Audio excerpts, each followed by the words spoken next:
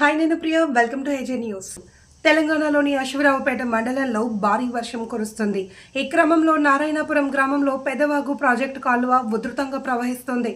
దీంతో వాగు దాటే క్రమంలో 20 మంది కూలీలు వరద నీటిలోనే చిక్కుకున్నారు. ఇందులో కొంతమంది చెట్టును ఎక్కి తలదాచుకున్నారు.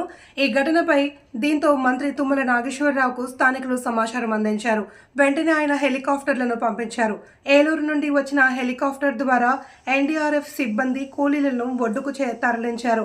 ఎవరికి ఏమీ కాకపోవడంతో అందరూ ఊపిరి పీల్చుకున్నారు. దీంతో వరదలో చిక్కుకున్న వారు మంత్రికి కృతజ్ఞతలు తెలిపారు. వర్షాకాలం ముగిసే వరకు 2 తెలుగు రాష్ట్రాలలో ప్రజాప్రతినిధులు ఈ విధంగా అందుబాటులో ఉండి వెంటనే స్పందించి వరదల్లో చిక్కుకున్న ప్రజల ప్రాణాలను కాపాడాలి అని పలువురు తమ అభిప్రాయాన్ని వ్యక్తం చేస్తున్నారు.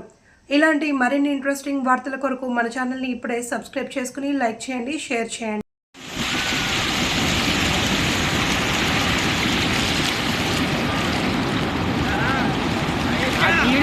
ఫోన్ చేయండి,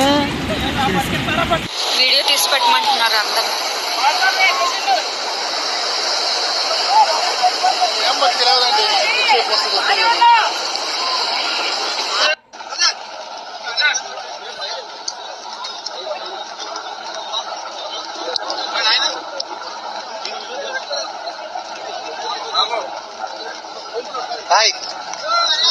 లిఫ్ట్ చేస్తున్నారు ఇప్పటికి ఒకళ్ళు ఎక్కించారు, ఒకళ్ళు లిఫ్ట్ చేశారు.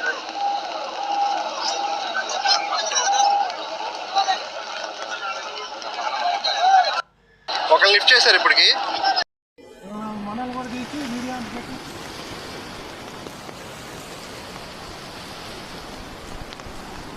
నువ్వు కొద్ది గొడుగు ఇది చూడరా, ఇవి కూడా ఈ కూడా ఫోన్ నువ్వు కనపడవు మరి.